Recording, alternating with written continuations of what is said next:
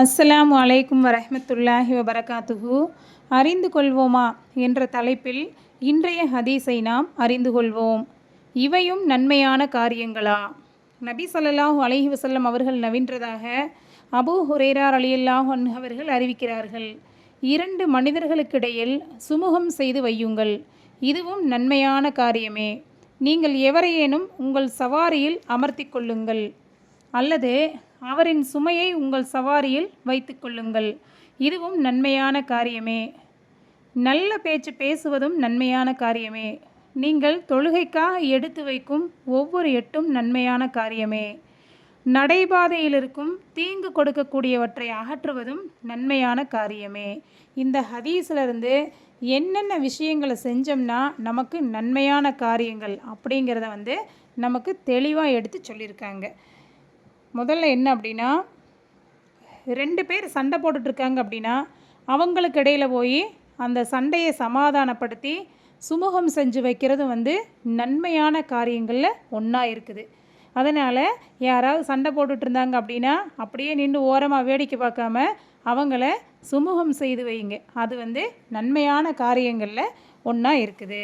அடுத்தபடியாக யாரையாவது நாம் ரோட்டில் போகும்போது நமக்கு தெரிஞ்சவங்களையோ ஒரு சொந்தக்காரவங்களையோ நம்ம வண்டியில் போயிட்டுருக்கும்போது அந்த காலத்தில் ஒட்டகம், குதிரை இது போன்ற சவாரிகள்லாம் இருந்துச்சு. இப்போ இந்த காலத்தில் அதுக்கு வாய்ப்பு ரொம்ப கம்மி. ஆனால் இந்த காலத்தில் நம்ம பைக்கு, காரு இது மாதிரி வாகன வசதிகள்லாம் நிறைய வந்துருச்சு. அப்படி இருக்கும்போது நமக்கு தெரிஞ்சவங்க யாராவது ஒரு சொந்தக்காரவங்க, நண்பர்கள் இந்த மாதிரி யாராவது ரோட்டில் போயிட்டுருக்காங்க அப்படின்னா அவங்கள கூட்டிகிட்டு போய் அந்த வண்டியில் ஏற்றிட்டு போய் விடுறதும் நல்ல ஒரு நன்மையான காரியங்களில் ஒன்றா இருக்குது. அடுத்தபடியாக அவங்க ஒருவேளை நான் வரமாட்டேன், இல்லை பரவாயில்ல நீங்கள் போயிட்டு வாங்க அப்படின்னு சொன்னாங்கன்னா அப்படியே போயிடக்கூடாது. ஒருவேளை அவங்க ஏதாவது ஒரு பொருள், வெயிட்டான பொருள்கள் ஏதாவது கொண்டு வர்றாங்க அப்படின்னா அந்த பொருள்களை நாம் வாங்கிட்டு போயாவது அவங்களுடைய வீட்டில் கொண்டு போய் வச்சிடணும். அப்போ அதுவும் நன்மையான காரியங்களில் ஒன்றா இருக்குது. இதற்கடுத்தபடியாக நாம் நல்ல பேச்சுக்களை பேசணும். நாம் நல்ல பேச்சுக்களை பேசணும் அப்படின்னா நமக்கு எல்லாமே நல்ல விதமாகவே நடக்கும். அதனால் நல்ல பேச்சுக்களை பேசுகிறது கூட நன்மையான காரியங்களில் ஒன்றா இருக்குது. அதற்கடுத்தபடியாக தொழுகைக்காக நாம் எட்டு வைக்கும் கூடிய ஒவ்வொரு எட்டும் நன்மையான காரியங்களில் ஒன்றா இருக்குது. இப்போ நாம் ஒழு செஞ்சுட்டு நம்ம தொழுகிற இடத்துக்கு போவோம் இல்லைங்களா, ஆண்கள் பள்ளிவாசலுக்கு போகிறது அப்படின்னாக்கா வீட்டிலேருந்து ஒழு செஞ்சுட்டு போனாங்க அப்படின்னா அவங்க எட்டு வைக்கக்கூடிய ஒவ்வொரு எட்டுக்கும் நன்மை இருக்குது. அதே போல் தான் வீட்டில் நாம் ஒழு செஞ்சுட்டு தொழுகிற இடத்துக்கு போகிறோம் இல்லைங்களா, அந்த தொழுகைக்கு போகக்கூடிய ஒவ்வொரு எட்டுக்கும் நன்மை இருக்குது.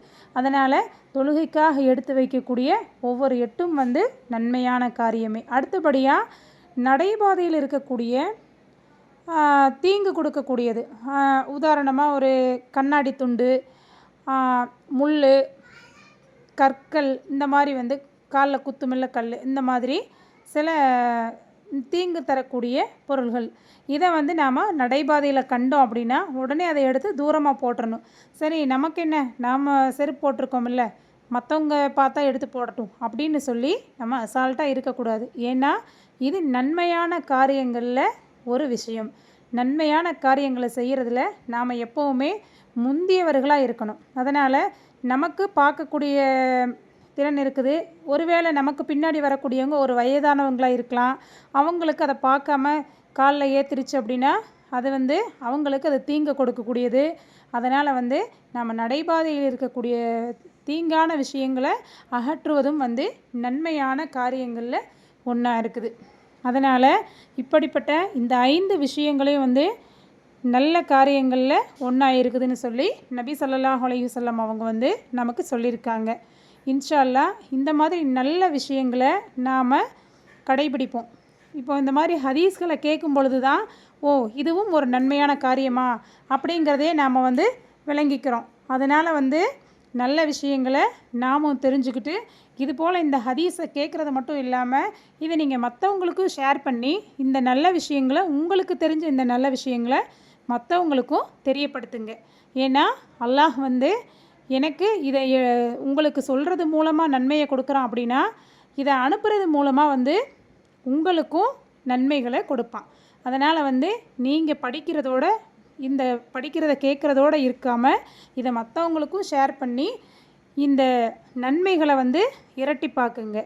இன்ஷா அல்லாஹ் இந்த என்னுடைய சேனலை நீங்கள் சப்ஸ்கிரைப் பண்ணி வச்சுக்கோங்க. தொடர்ந்து நான் போடக்கூடிய வீடியோ உங்களுக்கு எப்போவுமே வந்தடையும். அதனால் இந்த மாதிரி நன்மையான காரியங்களை செய்கிறதுல நாம் அனைவரும் ஒன்று சேர்ந்து நன்மையான காரியங்களை செய்வதற்கு அல்லாஹ் நம் அனைவருக்கும் கிருபை செய்வானாக. ஆமீன் ஆமீன் என்று கூறி இந்த ஹதீஸை இத்தோடு நிறைவு செய்கிறேன்.